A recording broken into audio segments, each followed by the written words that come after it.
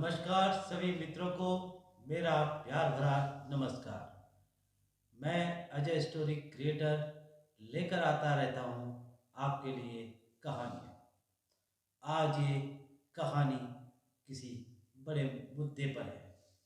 ये मुद्दा है इज़राइल और फिलीपींस के बीच हो रहे युद्ध की कहानी। क्यों जंग 100 सालों से भी पुरानी चली आ रही है। आज चर्चा करेंगे इसी जंग के बारे में, तो बने रहिए मेरे YouTube channel Ajay story creator. साथियों, यह लड़ाई 100 साल पुरानी है। आइए चलते हैं 100 साल पुराने इतिहास के बारे में। क्या हुआ था इज़राइल और फिलीपींस के बीच, जो आज तक ये युद्ध रुकने का नाम नहीं ले रहा है। यह युद्ध इज़राइल और फ़िलिस्तीन के बीच कम से कम 100 सालों से भी ज़्यादा चलता आ रहा है और यह बहुत पुराना मुद्दा है। जब सर्वप्रथम विश्व युद्ध में उस्मानिया सुल्तनत के हार के बाद मध्य में और पूर्व में फ़िलिस्तीन के नाम से जाने जाने वाले हिस्से को ब्रिटेन ने अपने हिस्से में लिया, जहां अल्पसंख्यक समुदाय भी साथ में रहते थे, यहूदी साथ में रहते थे और बहुसंख्यक अरब भी साथ में थे।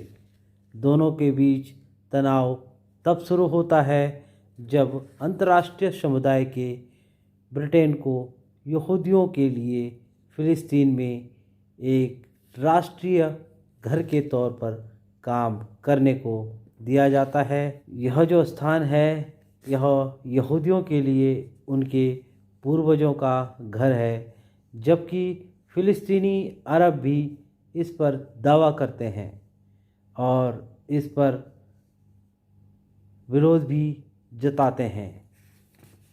सन 1920 से और 1940 के बीच यूरोप में उत्पीड़न और दूसरे विश्व युद्ध के दौरान होलोकॉस्ट में बचकर यहूदी मातृभूमि की चाह पर यहाँ पर पहुँचते हैं। इसी दौरान यहूदियों और ब्रिटिश शासन के बीच हिंसा भी शुरू हो जाती है। 1947 में संयुक्त राष्ट्र में फ़िलिस्तीन को यहूदियों और अरबों के अलग अलग राष्ट्र पर मतदान हुआ था और यरूशलेम को एक अंतर्राष्ट्रीय शहर बनाया गया था। इन योजनाओं को यहूदियों ने स्वीकार किया, जबकि अरब पक्ष में इसे स्वीकार नहीं किया था और यह कभी लागू नहीं हो पाया क्योंकि इसमें कोई संधि नहीं हुई थी। 1948 में समस्या सुलझाने में ब्रितानी शासन चले गए और यहूदी नेताओं ने इज़राइल राष्ट्र की घोषणा कर दी। कई फ़िलिस्तीनियों ने इस पर आपत्ति भी जताई और युद्ध भी शुरू किया। अरब देश के सुरक्षा बलों ने भी धावा बोल दिया और लाखों फ़िलिस्तीनियों को घर से भागना पड़ा, या कहे तो उनको अपने घर से जबरन निकाल दिया गया। इसको उन्होंने अलग नाम दिया, जिसको कहते थे वहाँ की लोकल भाषा में अल नकवा और तबाही।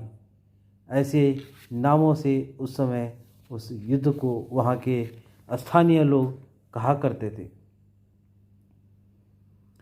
जब तक युद्ध विराम हुआ तब तक इज़राइल ज़्यादातर क्षेत्र अपने कब्जे में ले चुका था।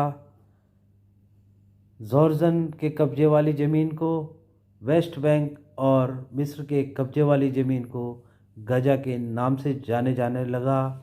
वहीं यरूशलेम पश्चिम के इजरायली सुरक्षा बलों के लिए और पूर्वी जॉर्डन के सुरक्षा बलों के लिए बांट दिया गया। इसे लेकर भी कोई समझौता नहीं था, तो इस पर कई और भी लड़ाइयाँ लड़ी गई। जो 1967 में फिर युद्ध हुआ। बहुत विकराल युद्ध उस समय भी लड़ा गया, जिसमें इज़राइल के पूर्वी हिस्से और यरूशलेम पर कब्जा कर लिया। वेस्ट बैंक की जो ज़मीन थी वह भी यरूशलेम इज़राइल के पूर्वी हिस्से को कब्जा कर लिया गया था। और संयुक्त राष्ट्र अभी भी मानता है यह उसके कब्जे की, यानी कि इज़राइल की कब्जे की ज़मीन है। साथियों, क्या होगा इज़राइल और फ़िलिस्तीन की लड़ाइयों का? फ़िलिस्तीन शरणार्थियों के साथ क्या होना चाहिए? कब्जे वाली वेस्ट बैंक में यहूदी बस्तियों का क्या किया जाएगा? और यरूशलेम को दोनों पक्ष कैसे बांटेंगे?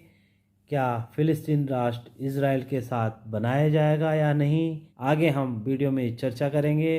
तो हमारे चैनल को लाइक कीजिए, सब्सक्राइब कीजिए और कमेंट ज़रूर कीजिए कि आप इस वीडियो को कहाँ से देख रहे हैं।